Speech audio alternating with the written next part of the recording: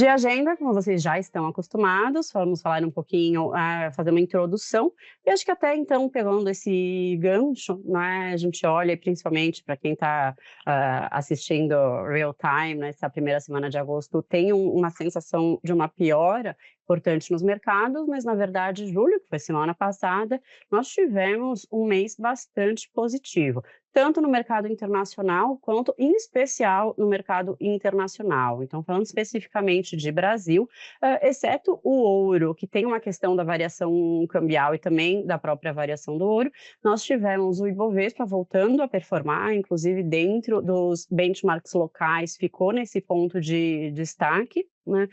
Inclusive small caps também performando uma alta de 2%, fazia um tempinho que a gente não via algo nesse sentido, né? O dólar, que contra, inclusive, todas as correlações, ainda assim ficou no campo positivo, mesmo com os demais indicadores sendo valorizados, né? E, inclusive, né, aqui um ponto para quem está acostumado com essa tabela periódica anterior, né, notem que no mês de julho nenhum indicador ficou no campo negativo, a gente teve só os fundos imobiliários que ficaram um pouco abaixo do CDI, mais ainda agregando valor, né? Quando a gente passa para o offshore, a gente teve uma precificação bem positiva do equivalente aos fundos imobiliários, e aqui com todas as aspas que cabem nesse sentido, né, mas os REITs valorizando mais de 7% em dólar. O próprio ouro, que aqui fazendo contraponto, até justamente o ponto que eu trouxe para vocês, né, da variação quando eu trago em reais, né, aqui eu estou falando efetivamente em dólares, e as treasuries que tiveram fechamento na curva e levaram a essa alta de quase 2,9%. O CPI, que a gente deixou aqui mais para baixo, apesar de não ter sido divulgado ainda, mas já dando um spoiler do que a Marcela vai trazer, a gente tem acompanhado bastante o tema de inflação norte-americana e acho que o que mais destaca aqui foi a queda das commodities, que bem ou mal acaba tendo, inclusive, uma correlação, né, justamente com esse ponto de desaceleração.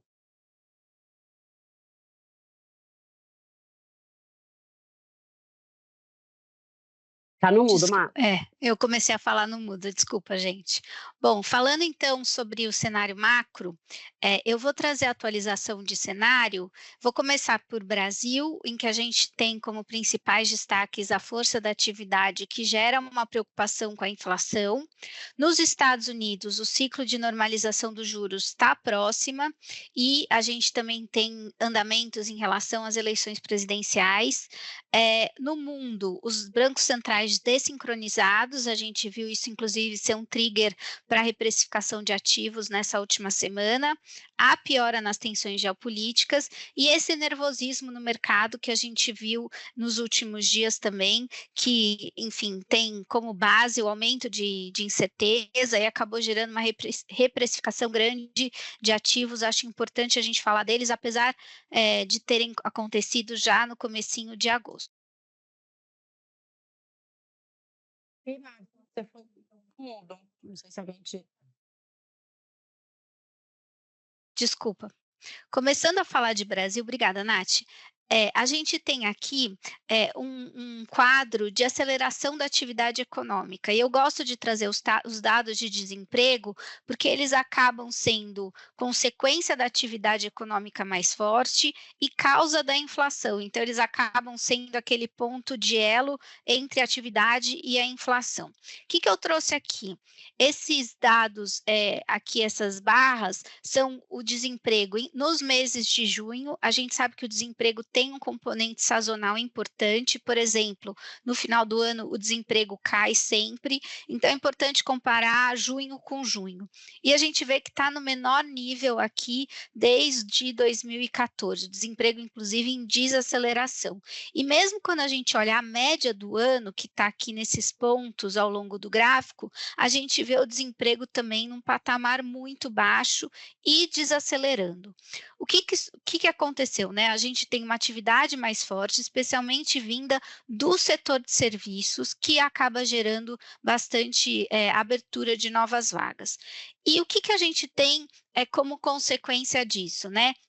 atividade econômica forte é muito bom, mas a gente tem uma evolução paralela entre o crescimento da massa salarial, que é a soma de todos os salários recebidos por todo mundo que trabalha, inclusive trabalhadores informais, esse número ele anda de forma paralela com a inflação de serviços. A gente vê isso acontecendo até mais ou menos janeiro desse ano.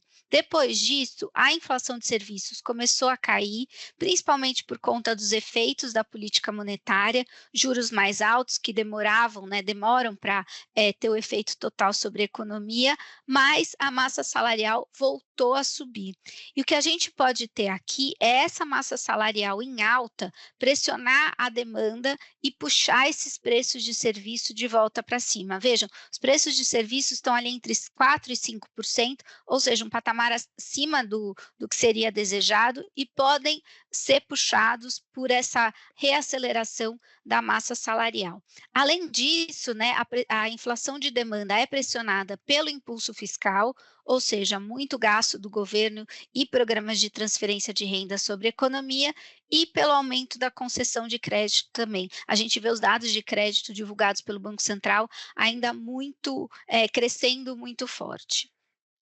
E a gente tem aqui, então, uma inflação que está reacelerando. O dado do IPCA 15 de julho, que é o último dado que a gente tem, mostrou um número de 0,3%, vem inclusive acima do que estava sendo esperado, puxado principalmente por combustíveis, lembrando que a Petrobras repassou parte do aumento dos preços de combustíveis para o preço final, passagens aéreas, que também tem a ver um pouco com o preço de combustível, energia elétrica residencial e o que mais preocupa, repasse do dólar.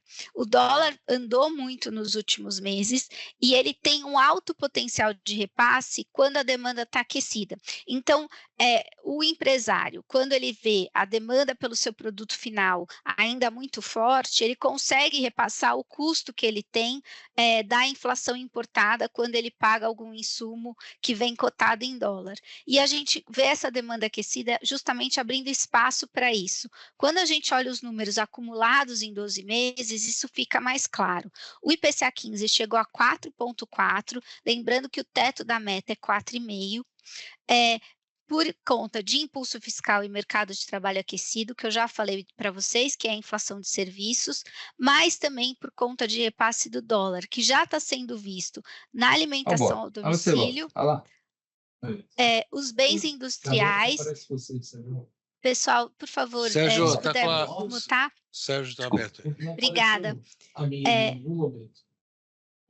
Alimentação no domicílio, bens industriais e monitorados, puxado pelo repasse da desvalorização cambial. E lembrando que nem toda a desvalorização já foi repassada, tá? Algo ainda tem a ser feito. E a inflação, como eu falei para vocês, está muito perto do teto da meta. Eu gosto de dizer que ela está perigosamente próxima do teto da meta, porque quando a inflação está nesse patamar, qualquer novo choque pode fazer com que a inflação perca saia do que é considerado razoável pelo Copom. E a gente tem aqui no radar 2 choques importantes. Primeiro, a questão do dólar. A gente viu entre o primeiro e o segundo trimestre o real se desvalorizar 5,4%.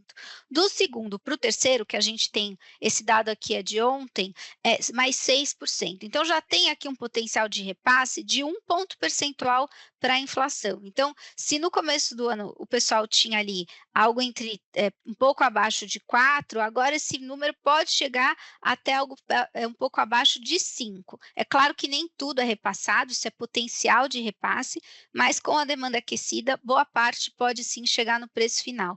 E tem também a questão do La Niña. A gente teve El Niño no começo do ano e o La Niña que está aí rondando o segundo semestre. O La Niña, ele tem uma composição diferente, mas ele pode afetar safras no Brasil, pode, né, piorar o clima para safras no Brasil e pode também pesar sobre preços de petróleo, porque ele tem, quando tem La Niña, a temporada de furacões nos Estados Unidos e ali no Golfo do México fica mais forte, então isso também pode ser um choque. Então a inflação ali perto do teto da meta é muito perigosa, qualquer coisa ela sai ali do teto. E o Banco Central se mostrou muito preocupado com isso na ata que ele divulgou nessa terça-feira. Agora olhando com relação às dúvidas, né, que o mercado tem, a gente vê eu sempre falo aqui para vocês, né, da dupla desancoragem de expectativas, porque ela quantifica as dúvidas do mercado em relação à política econômica, seja a política monetária, seja a política fiscal. Então, a gente tem um déficit primário que ficou em 2,4% do PIB no mês de junho, e o governo ainda promete que isso vá para zero, mas provavelmente isso vai ficar em 0,7%, ou seja, o governo não vai cumprir a meta de fiscal e vai ter que mudar essa meta em algum momento até o final do ano. O governo já fez contingenciamento, ou seja, já congelou alguns gastos para conseguir se adequar a esse, né, a esse panorama, para chegar um pouco mais perto da meta, mas isso não vai ser suficiente. Então, o mercado, os analistas entendem que o governo vai ter que fazer alguma mudança de meta até o final do ano. Do lado da política monetária, as expectativas de inflação só fazem subir, seja por conta do dólar mais alto, seja por conta do risco político e da questão fiscal. Veja, a política monetária e a política fiscal, elas são discordantes entre si, elas são inconsistentes, porque enquanto o Banco Central deixa os juros altos em 10,5% para trazer a inflação para baixo, o governo faz uma política fiscal expansionista, gasta mais do que recebe. Então, as coisas não se conversam e, no final das contas, o mercado entende que nenhuma das pontas vai cumprir o seu objetivo. Isso é um risco político muito grande e também pesou no dólar. Lembrando que a ata do Copom veio com um tom muito mais duro no documento que foi divulgado na terça. O Banco Central, inclusive, falou que deixou a porta aberta para subir juros caso o cenário piorasse. Não é o cenário base é de manutenção por bastante tempo, até porque as simulações do Banco Central indicam que se a taxa for mantida, a inflação converge para a meta, mas se houver uma piora grande de cenário, principalmente de cenário interno, aí sim a porta está aberta. A minha impressão é que o Banco Central fez isso para demonstrar credibilidade, para demonstrar que ele está sim preocupado com a meta de inflação. Olhando para os Estados Unidos, o que a gente tem foi, ao contrário de Brasil, né? Brasil a gente teve uma piora do cenário de inflação. Nos Estados Unidos, os números de inflação vieram melhores do que estavam sendo esperados, e inclusive retomaram a trajetória de convergência à meta. Aqui eu coloquei o PCI e o CPI, as duas métricas que o Fed olha na hora de tomar a sua decisão. E o PCI, tanto o PCI quanto o CPI, mostraram quedas por 2 meses consecutivos. Eu sempre falo aqui que a gente tem que comparar com o neutro, que é a meta, ainda está acima do neutro, mas a gente tem que olhar também se os dados têm vindo de forma consistente, desenhando uma trajetória. Isso de fato aconteceu, o que é muito bom. E, inclusive, deu espaço para que o Banco Central americano e os membros do FONC trouxessem tom mais otimista nas suas falas.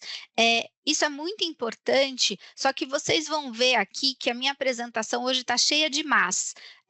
A inflação, de fato, começou a desenhar essa trajetória de convergência à meta novamente, mas ainda tem alguns sinais mistos. O primeiro deles é a inflação de serviços. A inflação de serviços continua muito alta e estável, ela não está desenhando essa trajetória de queda, então ela acaba limitando a melhora da inflação. E lembrando que serviços vêm principalmente do mercado de trabalho. Do lado dos preços no atacado, também tem um mas aqui relevante, que é a alta do PPI, tanto do índice cheio quanto do núcleo. O PPI é o índice de preços no atacado nos Estados Unidos. E por que está subindo tanto? principalmente por conta do preço de frete. Quando a gente coloca esse gráfico junto com o preço de frete, a gente vê que ele anda de forma paralela, ou seja, o mundo, né, as tensões geopolíticas estão pegando nos preços do atacado, e isso também limita a queda dos preços ao consumidor. Agora, voltando às boas notícias para o lado da inflação, a gente teve o dado de mercado de trabalho que saiu na sexta-feira passada e foi super importante para consolidar as apostas, né, as expectativas de que o FONC vai começar a cortar os juros em setembro. Por quê? Lembra que eu falo sempre que tem que comparar os números com o tal do nível neutro, né? A criação de vagas de trabalho em 2024, já considerando o dado de julho, veio para 203 mil vagas criadas em média, o que é próximo do nível considerado neutro, que é aquela média entre 2015 e 2019. Isso é muito bom porque mostra que o mercado de trabalho ainda está criando vagas, ou seja, ainda tem como absorver novos trabalhadores, mas esse número começa a ficar um número ali mais próximo da normalidade. A notícia ruim foi que o mercado entendeu que o risco de recessão tinha aumentado por conta disso. E por que isso aconteceu, né? Parece que o mercado foi de 0 a 100 muito rápido. Então, num dia torcia para que o mercado de trabalho desacelerasse, e aí no dia seguinte aquele pânico em relação à recessão. Tem uma regra de bolso nos Estados Unidos que chama Sam Rule. É um estudioso que criou essa regra e ele percebeu que todas as vezes que a taxa de desemprego andava meio ponto percentual em 6 meses, uma recessão estava próxima. E foi o que aconteceu. Aqui é a taxa de desemprego, a variação acumulada em 6 meses, foi para 0,6, ou seja, chegou nesse gatilho da Sam Rule. E aí o mercado falou: poxa vida, está vindo uma recessão. Só que essa recessão, na minha opinião, não é iminente. A gente não tem que se preocupar com ela por enquanto. Por quê?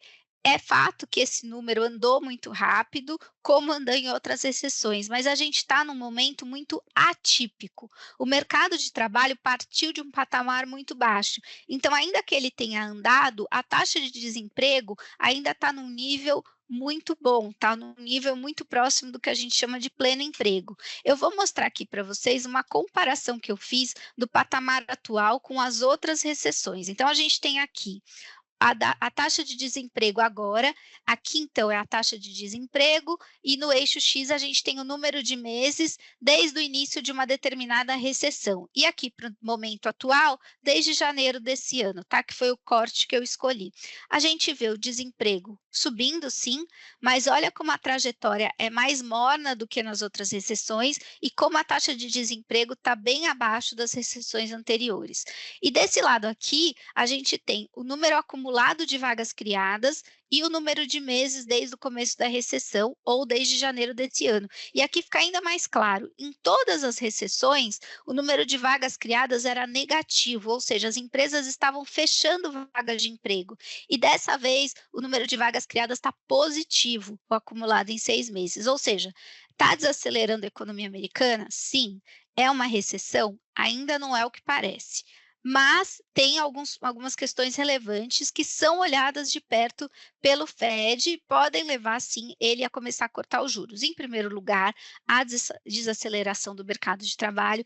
Em segundo lugar, os efeitos dos juros altos sobre a economia. Lembra que eu falei, a apresentação está cheia de mas hoje. Então, não está numa recessão, mas existem alguns efeitos de taxa alta de juros que começam a ser olhados nos indicadores e eles são olhados com lupa pelo Fed.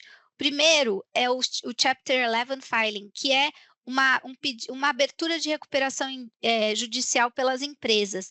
Ela vem crescendo desde 2022 e ela chegou num patamar ali acima, inclusive, do que aconteceu durante a pandemia. Esse crescimento é ordenado, não é uma alta de uma hora para outra, mas isso é um dado relevante. Também os dados de atrasos no pagamento de algumas linhas de crédito. A gente vê aqui principalmente no cartão de crédito. Como as outras linhas de crédito ainda estão bem comportadas, a inadimplência ainda está bem comportada, acaba compensando a má notícia do cartão de crédito. Mas isso é algo que os defensores da queda de juros têm falado. E aí a gente vem para a ata não, para o comunicado do FONC que ele divulgou na semana passada.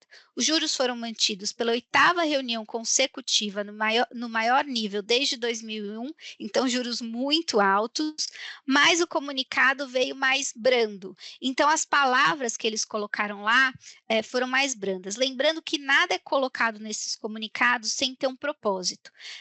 Então, o que a gente teve aqui?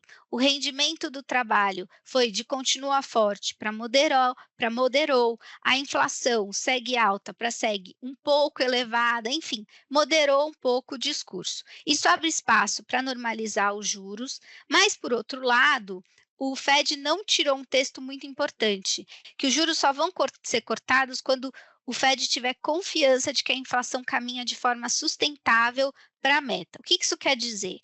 Existe uma grande chance do Fed cortar o juro em setembro, mas a gente vai ter que ver os dados, a continuidade desses dados positivos nesse mês de agosto. Olhando as probabilidades de corte, inclusive, o mercado, depois desse estresse, né, recente, colocou aqui a evolução de probabilidades para a reunião de setembro, ela foi para a principal chance aqui agora é de corte de 50 pontos base em setembro, tá?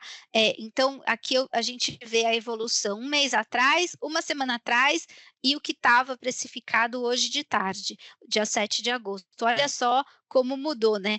Um mês atrás tinha até chance de não ter nenhum corte, e agora o principal, né, possibilidade é de corte de 50 basis points. Para o fim do ano, as probabilidades estão mais concentradas aqui num corte total de 100 basis points, que é bastante coisa, tá? Acho difícil o Fed começar com corte de 50 basis points, isso tem mais cara de um ajuste exagerado por conta de estresse de mercado. Se ele começar a cortar, é mais provável que seja um corte de 25, tá?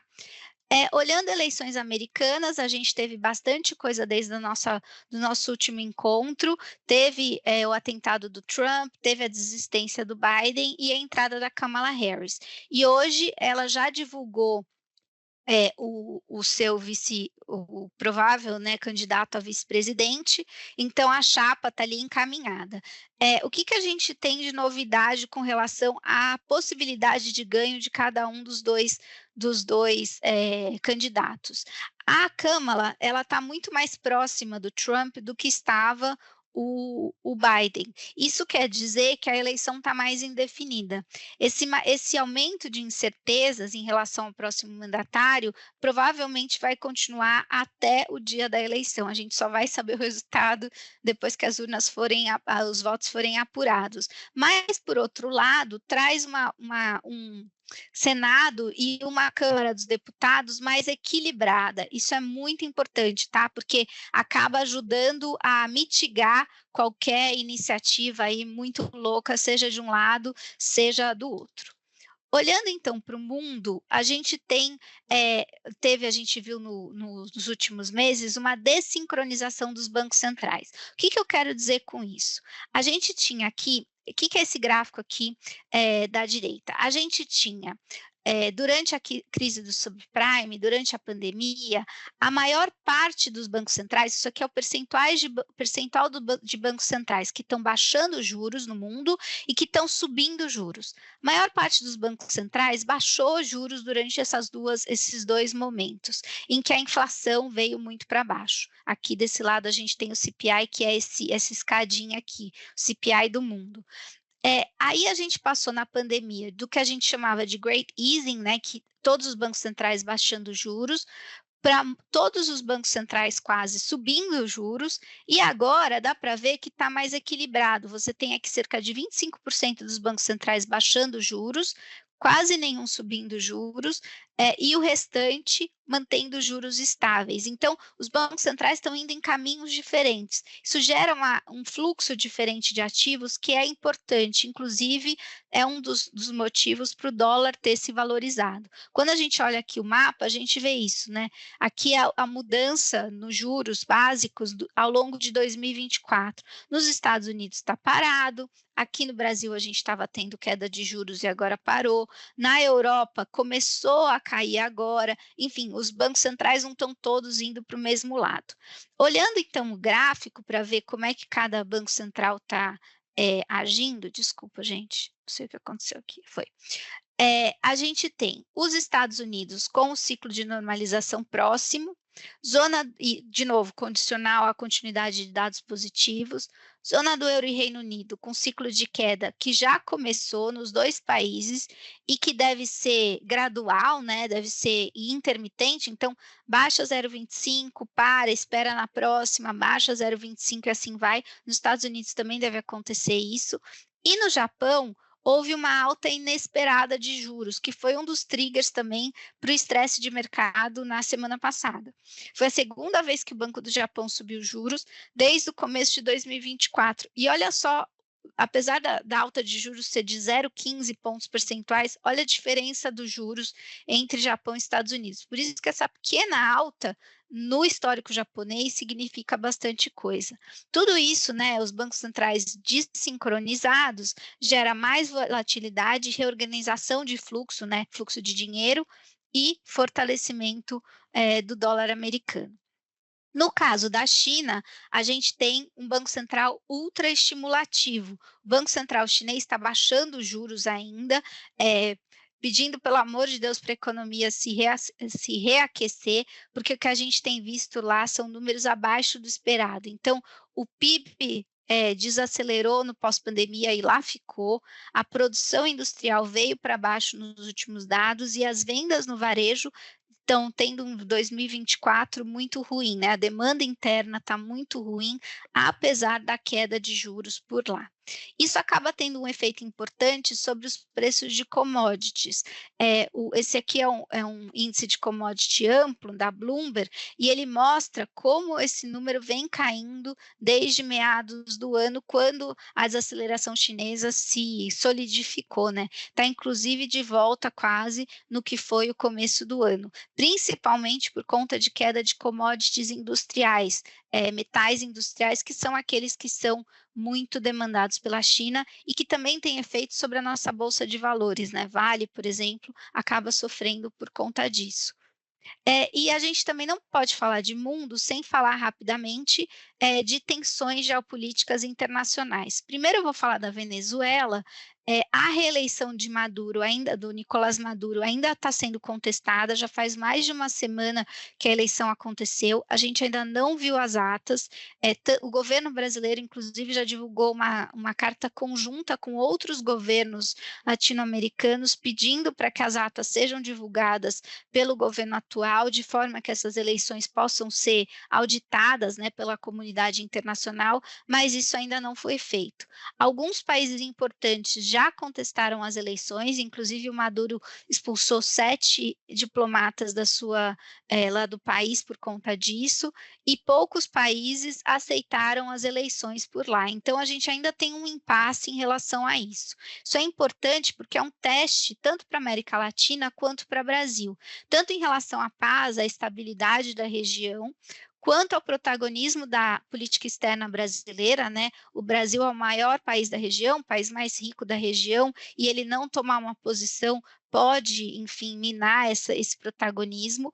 A crise migratória pode se intensificar, então o Brasil pode ter que mandar reforços para as fronteiras, pode existir uma necessidade de investimento fiscal para poder acolher as pessoas que fogem de eventual violência por conta da contestação de eleições, e pode haver, inclusive, impacto na popularidade do presidente, uma vez que ele não se posicionou ainda, a conferir, né, durante esse mês.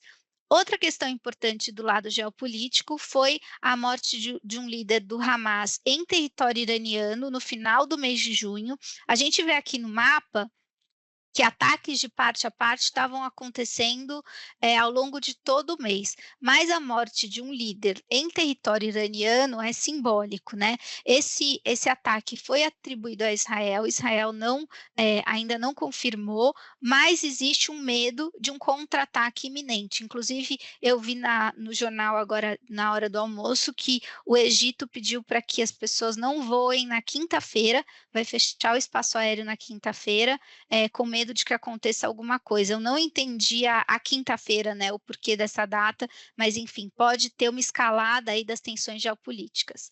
E isso acaba sendo um dos gatilhos para o estresse dos mercados que a gente viu na última semana. Vocês veem que eu fui falando ali de vários dados, isso foi um gatilho, isso foi um gatilho. Por quê? A gente teve uma coincidência de fatores negativos numa única semana que acabou levando a esse estresse que aconteceu, principalmente na madrugada de domingo para segunda. Esse dado aqui é o tal do índice do medo, né? O VIX. O VIX, durante esse estresse, né, na madrugada de domingo para segunda, ele chegou num patamar super alto, o mais alto desde a pandemia, e aqui eu circulei a pandemia e o subprime, só para vocês terem uma noção de escala, e mais alto, inclusive, do que quando a Ucrânia foi invadida. Então, olha o tamanho né, do medo que isso gerou, da volatilidade que isso gerou nos mercados, principalmente no mercado japonês. O Nikkei, que é o Ibovespa japonês, caiu mais de 12%. E aqui a gente olha um histórico desde 1985. Aqui são as altas e as quedas do índice Nikkei, como se fosse a alta e queda do nosso índice Ibovespa. A gente vê aqui que a queda já tinha começado no dia 2 de agosto, ela se intensificou no dia 5 e ela só foi comparada à queda que aconteceu no que foi chamado de Black Monday, que foi em 1987, que foi um dia em que os mercados no mundo inteiro sofreram. Dessa vez, a queda mais forte aconteceu na Bolsa do Japão. Teve contágio para o resto do mundo? Teve, mas não foi tão grande, né? A gente não viu essa queda acontecer no mundo inteiro, né? Quando abriu a Bolsa aqui no Brasil, o pessoal estava até com medo de circuit breaker e não teve. Mas foi naquela época, em 87, uma queda muito relevante. Tanto que naquela época, eu resgatei aqui uma notícia de jornal do tal do Black Monday, só para vocês verem o tamanho da queda do Nikkei e por que gerou tanto susto. Vocês veem em outubro de 87, é bem naquela data. Mostra que a queda que teve, aqui é a Bolsa dos Estados Unidos, obviamente, porque é o New York Times. Naquela época, a notícia de jornal comparava a queda de 1987 com 1929, que tinha sido a última grande crise, e olha só, nada é coincidência nessa vida. Eles estavam ali com medo de recessão nos Estados Unidos. De novo, não acho que é o que vai acontecer agora. Houve uma correção desse estresse todo de mercado, a correção em alguns ativos não foi total, né?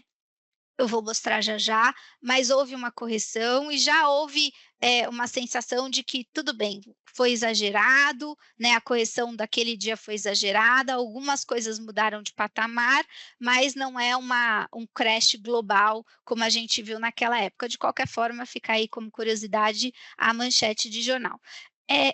E qual que é essa infeliz coincidência de fatores? Vou retomar o que eu já falei. Mercado de trabalho mais fraco nos Estados Unidos, decepção no balanço de ações de tecnologia nos Estados Unidos, o medo de recessão lá e o medo de que o Fed estivesse atrasado, como eu mostrei, não parece ser o caso.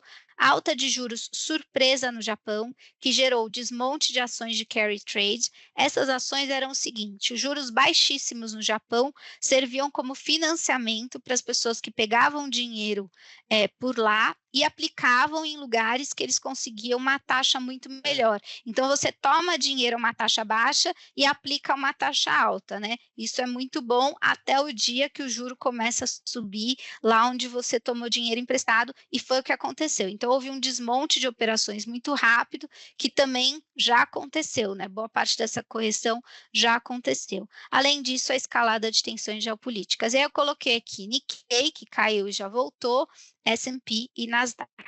O dólar brasileiro, eu sempre falo que é variável de ajuste, eu tenho tido muita pergunta em relação ao dólar, por isso eu trouxe ele aqui. O dólar brasileiro foi ótimo, né? O real brasileiro sofreu menos do que os outros ativos, então quando o mercado abriu na segunda-feira, existia uma expectativa de que esse número pudesse subir bastante, mas o contágio para cá foi um pouco menor, inclusive já voltou, né? A alta que tinha tido na segunda já voltou, mas o dólar segue perto de 5,60, com uma desvalorização de mais de 16% o real com uma desvalorização de mais de 16%, desde o começo do ano, que é bastante coisa. Olha aqui, quando eu pego a média em cada período, como o câmbio mudou de patamar. Aqui a gente vê isso, né, no gráfico de linha, mas nesse de barra a gente vê, que o final do ano tinha sido um dólar abaixo de 4, começo do ano também, a partir de abril começou a piorar, entre junho e julho, quando o risco político brasileiro entrou no preço, isso aqui piorou bastante. Talvez porque essa piora já tivesse aqui, é que esse dólar não andou tanto na segunda-feira. E aí, vocês já viram esse gráfico aqui, né? Mas só para mostrar para vocês que a valorização do dólar, né, a diferença entre o dólar e o real, ganhou novos itens ali durante esse último mês. Isso faz com que o dólar tenha se mantido nesse patamar elevado. Do lado da incerteza política na América Latina, a Venezuela, tensões geopolíticas pioraram, desvalorização de commodities por conta de China e o desmonte das operações de carry trade por conta dos juros japoneses, né? Como eu falo, né, dólar é variável de ajuste porque tudo acaba refletindo no dólar. Nath, devolvo para você. Muitíssimo obrigada. Fico até tímida depois dessa aula, inclusive, realmente, assim, vocês viram a quantidade de fatos que nós tivemos. A Stella trouxe bastante o que aconteceu no mês de julho, mas principalmente os pontos que estão mais quentes. Aproveitem esse momento para falar com os clientes, para aqueles que estão olhando o fechamento, e aí pode até passar para o próximo slide, Má. Para aqueles que estão olhando o fechamento do mês anterior, foi um mês bem positivo, né? E gera até uma certa confusão, dada essa enxurrada de notícias, barulho, volatilidade, espuma, né? Para não dizer de uma forma mais simples, o que a gente tem visto agora em agosto. Falando efetivamente, então, do mês de julho, né? Até curioso, não tivemos nenhum indicador do ponto de vista do mercado local no campo negativo, né? Uma pequena diferença entre a marcação dos pré-fixados e aqui também um ponto curioso, né? O pré de 5 anos foi muito beneficiado pelo fechamento da curva, eu vou mostrar logo a seguir.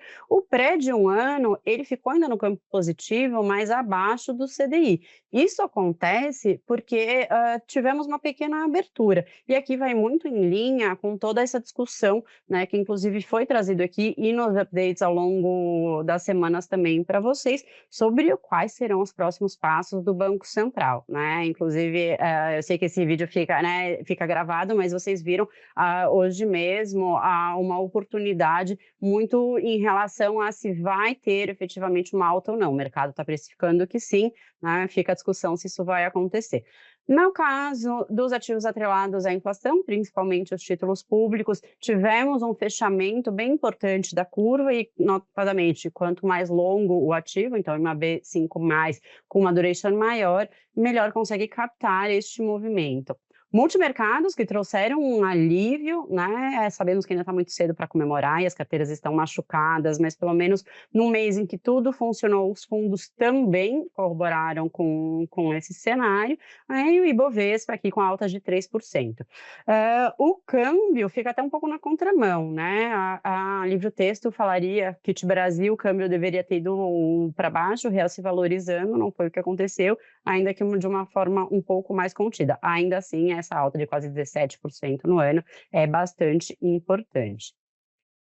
Pode passar mais uma. Trazendo então aqui para vocês o resultado na marcação a mercado, com todos os disclaimers que eu sei que vocês já estão acostumados. A maior parte das carteiras é marcada na curva, aqui a gente nem entra no mérito de uma seleção de ativos efetivamente, menos ainda em relação à isenção, por exemplo, é basicamente com os benchmarks selecionados para cada classe de ativos. Então é exatamente a mesma variação que eu mostrei no slide anterior, aplicado a proporção que nós temos para cada um dos perfis, né? Trazendo, então, tivemos um mês que realmente foi muito, muito positivo. Desde o perfil ultraconservador, com uma valorização de 1,28 nominal, quase 140 do CDI, até os mais agressivos, né? E até voltando a funcionar um pouco aquela escadinha, que fazia um tempo que nós não víamos, né? Do perfil mais conservador, com uma performance boa, mais abaixo dos demais, que vieram realmente nessa crescente. Isso porque tanto a Bolsa performou bem, quanto a renda fixa direcional. Pode passar, Má. Né. Mostrando então, de uma outra forma, mesmo informação, esse fechamento da curva de juros, tanto dos juros nominais, né, o pré-fixado, quanto dos juros reais, o cupom da NTN-B. E aqui, né, pode até parecer algo bem sutil, mas justamente nessa diferença entre as curvas dos juros reais, dos juros nominais, entre junho e julho, dá para ver que na ponta mais curta, desde agora até os vencimentos de 2026, o mercado ele passa a demandar um prêmio maior, acreditando realmente nesse fechamento lá na frente, muito mais na esteira do mercado internacional do que local, como foi muito bem elaborado pela Marcela. Pode seguir. Multimercados, então comentei, foi uma grata surpresa. Não vou entrar no detalhe de cada um, né? Vocês têm acompanhado, e se precisarem de mais alguma informação. No geral, só para lembrar, eles operam bastante mercado local, mas muito mercado internacional também. Então, pegar um exemplo, o Vinland Macro Plus. Esse é um fundo que vinha sofrendo bastante, ainda é o patinho feio, né? Exceto o Vista Red, que tem um perfil de vol diferente, né? É um fundo que vem sofrendo no ano, conseguiu recuperar 2,7, foi bem satisfatório no mês passado, e os ganhos vieram principalmente do mercado internacional, operando quase que, para o nosso ponto de vista, seria quase que exótico, né? Então, são alocações entre Polônia e demais outros países que não estão tanto no radar dos investidores. Pode passar, Manu. Renda variável Brasil, né? E aqui até um ponto curioso, né? A gente tem uma junção de diversos pontos. E aí, em relação a agosto, a Má trouxe, né, essa infeliz coincidência. No caso da renda variável, a gente pode falar que é uma feliz coincidência, porque mesmo nesse arcabouço de um risco maior, nós tivemos, no mês passado, uma entrada de quase 3,6 bilhões de reais dos estrangeiros para a Bolsa Brasileira, do mercado à vista. Mas fazia um tempo que a gente não via esse recurso entrando, e estava muito mais na ponta contrária, né? E mesmo em momentos com uma certa queda no mercado internacional, já eu vou mostrar isso para vocês, a Bolsa conseguiu subir, né? Então, a gente tem aqui também o mas do ponto de vista positivo. Pode passar, Mano. Trazendo então a marcação aqui sim, a marcação na curva com os ativos efetivamente selecionados, tratando eventualmente no caso da isenção, também tivemos um resultado positivo no mês passado, né? O perfil conservador com 1,05, 115 do CDI, pode passar, não. Perfil moderado levemente acima, e aí pode passar mais um também. O moderado arrojado com 1,37, então a gente conseguiu recuperar bem o que tinha sido, principalmente o primeiro trimestre, até o mês de abril, que não havia sido positivo para as carteiras. Pode seguir. Quando a gente olha isso ao longo do tempo, então desde 2022, né, ao longo de 23, mais até o fechamento de julho, nós temos, na média, os portfólios acima do CDI, sabemos que tiveram volatilidade. Lembrando, pessoal, tem carteiras que entraram depois desse momento de início, tem carteiras que já vieram montadas, e o nosso trabalho é muito mais de direcionar da melhor forma para o asset allocation, mas a gente vê que realmente essa formulinha, ao longo do tempo, ela funciona, né? Pode passar. Trazendo então um pouquinho agora do internacional, que também foi um mês positivo, mas no geral eu falaria até que gostei mais do resultado do local, sendo bem tendenciosa por aqui. CPI não foi divulgado ainda, a gente tem só do mês de junho, que já havia sido uma desinflação de 0,10, Marcela trouxe isso, e aí justamente, tanto com esses dados, quanto a desaceleração do mercado de trabalho e realmente a comunicação do Banco Central, juntando esses principais fatores, a gente teve um fechamento bem importante da Treasury de 10 anos, né? Já vou mostrar a seguir o próximo slide, mas aqui a gente consegue entender um pouco essa magnitude. TIPS, que é o equivalente à NTN-B do mercado norte-americano, surfou a mesma onda, ainda que não na mesma intensidade, e quando a gente olha para os benchmarks de renda fixa, tanto dos ativos, né, investment grade, quanto high yield, performaram muito, muito bem. Investment grade em especial, acho que muito relacionada justamente a esse fechamento das treasuries, né?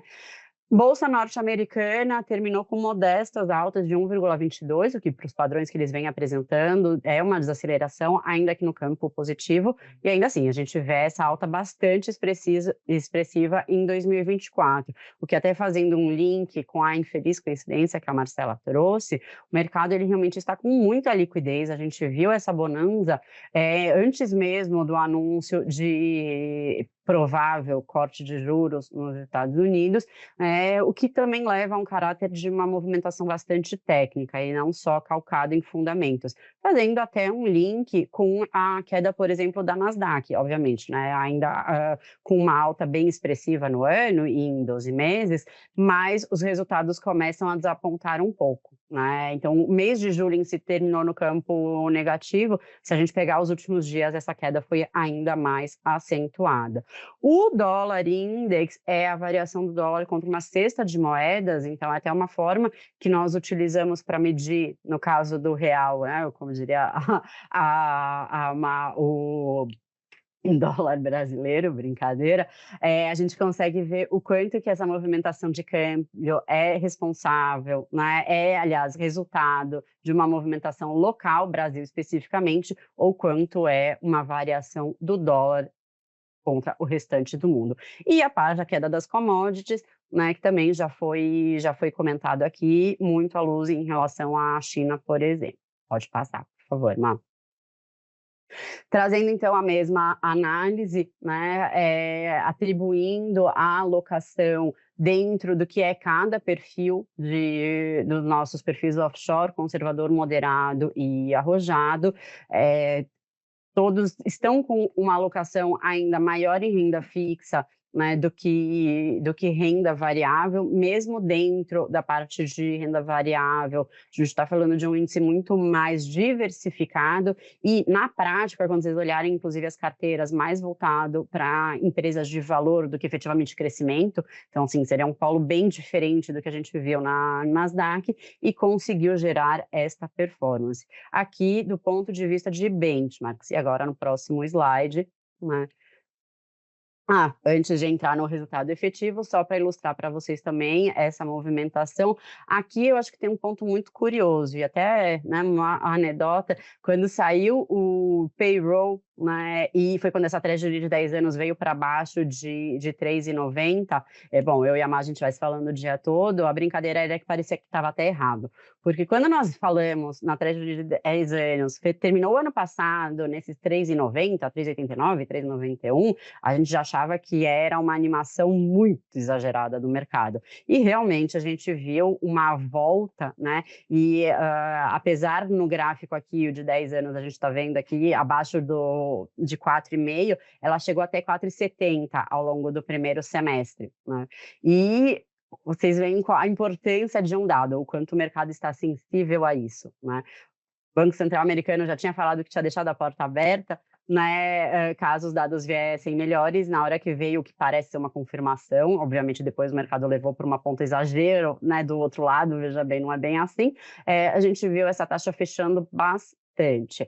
Para os clientes que têm uma posição offshore, né, inclusive estão conosco desde o começo do ano, vocês vão lembrar que está muito alinhado com o que nós temos falado, que era justamente uma redução dessa curva, dessa taxa equivalente ao pré, nos Estados Unidos, tanto que a gente chegou a aumentar a duration, chegou a aumentar a alocação direcional meados de abril, quando a taxa beliscou esses 4,70. Pode seguir, Má, por favor. E aqui também, de uma forma mais devagar, mas também caminhando com o cenário que a gente vem desenhando, né? No sentido de uma bolsa bastante cara. Bem verdade que toda semana, Maquita, eu, Marcela, né, e o time de IS também falando que cada vez ficava mais caro, né, o time da mesa, mas a gente viu realmente essa hipersensibilidade ao longo da segunda quinzena de julho e principalmente esse comecinho de agosto. Então, caminhando para um cenário com uma bolsa muito mais volátil, né, não precisava ser tanto, mas realmente muito mais sensível a essas divulgações e a renda fixa agora se consolidando realmente parece ser esse início de ciclo de fechamento. Trazendo agora sim o resultado efetivo do portfólio, equivalente ao nosso portfólio moderado, né? E aí eu quero colocar um ponto tanto em relação ao resultado desse mês, quanto que vocês vão ver um pouco mais no gráfico a seguir. Para vocês terem uma referência, pessoal, o benchmark desse portfólio, ele é composto por 30% em renda fixa e 70% em renda variável, né? O que é ainda considerado quase que conservador perto dos padrões norte-americanos, muito diferente do que a gente está acostumado por aqui. A nossa alocação, o portfólio moderado, ele é muito mais arrojado do que a gente tem no mercado local, mas aqui a gente tem o que hoje é um colchão e uma segurança chamada CDI. Lá eles não só não têm isso, como não têm acesso à marcação na curva, é sempre uma marcação a mercado. Isso faz com que esse portfólio moderado, quando nós comparamos a nossa alocação com a média do mercado, ou mesmo do que é praticado lá fora, a gente tende a adotar uma postura mais conservadora. De novo, mesmo para o portfólio moderado, a gente tem uma alocação expressiva em renda fixa. Resultado disso é que em momentos que são bons, a gente tende a performar bem, mas não surfar eventualmente todo este rally, exatamente o que a Marcela está mostrando aqui. Então, esse benchmark subiu 2,46, a carteira subiu 1,86. Né? Agora, em momentos de realização, a gente também tende a proteger muito mais. É o caso, por exemplo, do acumulado, né? Quando a gente pega um período maior, 2023 mais essa metade de 2024 e agora também julho, esse índice composto ele caiu 5,5%, né? Ao passo que a carteira se valorizou, né, 5,5%. Então é importante ter essa referência porque diz muito sobre o nosso modelo de alocação. Pode seguir, Mar. E aqui é uma forma um pouco mais visual de entender isso, né? Lembrando, a linha de cima é o CPI, ele está cortado até o mês anterior, né? A gente não teve essa última divulgação. Na linha mais escura, a gente tem a variação da carteira, efetivamente, e a linha de baixo com a variação do benchmark. Pode passar, Mar.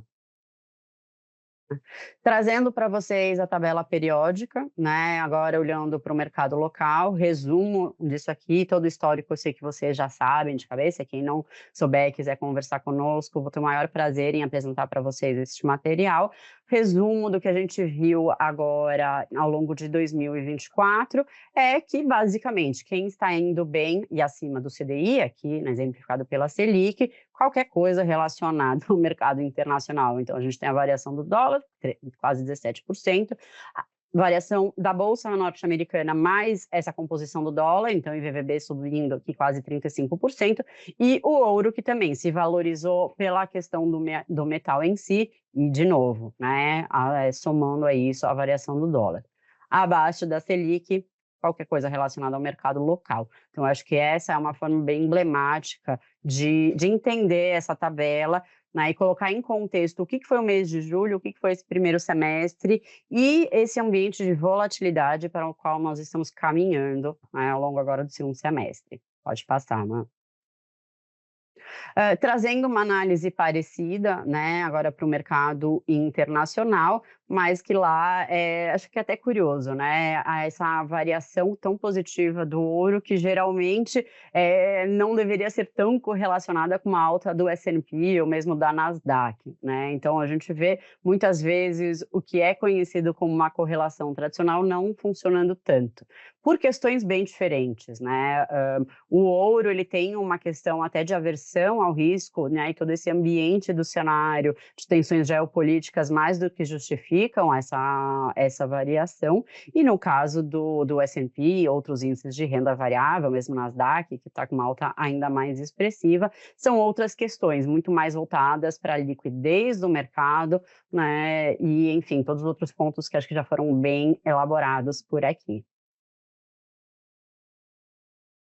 Aqui é só uma outra forma, né, da mesma visualização, pode passar mais um também, por favor, né. Agora falando do mês de agosto, né, a gente tem trazido sempre também olhar um pouco para frente, né, e dessa vez eu trouxe, o mês de agosto, porque eu acho que estão ali pontos importantes para a gente olhar. Em primeiro lugar, olhando lá para fora, né, as tensões geopolíticas é super importante a gente ficar de olho nisso, tanto no conflito entre Israel e Hamas, que pode aumentar a aversão ao risco, gerar mais volatilidade em algum momento do mês, e também pegar no preço de petróleo, já está pegando no preço do frete. As eleições venezuelanas, elas vão ter que ser encerradas de alguma forma ao longo desse mês. Nos Estados Unidos, tanto o mercado de trabalho quanto os dados que mostrem a desinflação nos Estados Unidos são bastante importantes para a continuidade, para mostrar a continuidade dos dados positivos e para corroborar a expectativa de queda de juros por lá.